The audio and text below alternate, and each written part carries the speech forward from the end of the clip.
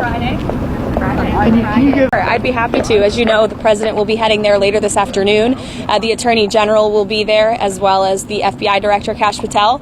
And the president is going to give a speech focused on restoring law and order to our country. In the last 4 years under the Biden administration, we unfortunately saw a Department of Justice that was weaponized against Americans for their political ideologies. It was not focused on fighting violent crime and restoring law and order and public safety. So the president will be talking about his intention to restore those very basic American values to our country. And he will also be there with fentanyl families and angel moms who have lost their children at the hands of illegal migrant criminals who the previous administration allowed into our country, and also, of course, to illegal Chinese fentanyl, which, as you all know, the president feels very strongly about cracking down on drug cartels, drug trafficking, and human trafficking as well. So you'll hear about all that later this afternoon. I don't want to get ahead of the president any more than that.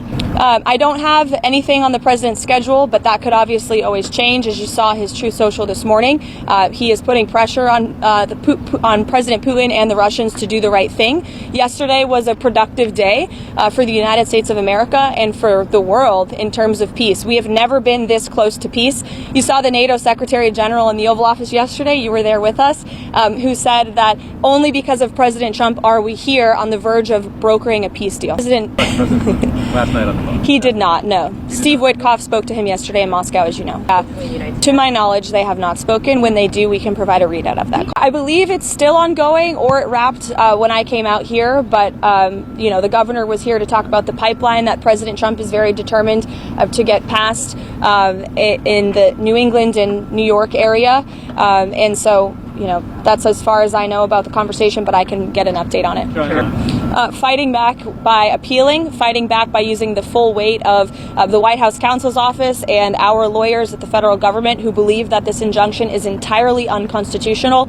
And it is, for anybody who has a basic understanding of the law. You cannot have a low-level district court judge filing an injunction to usurp the executive authority of the President of the United States. That is completely absurd. And as the executive of the executive branch, the President has the ability to fire or hire. And you have these lower-level judges who are trying to block this president's agenda. It's very clear. And as I just cited, I was appalled by the statistic when I saw it this morning.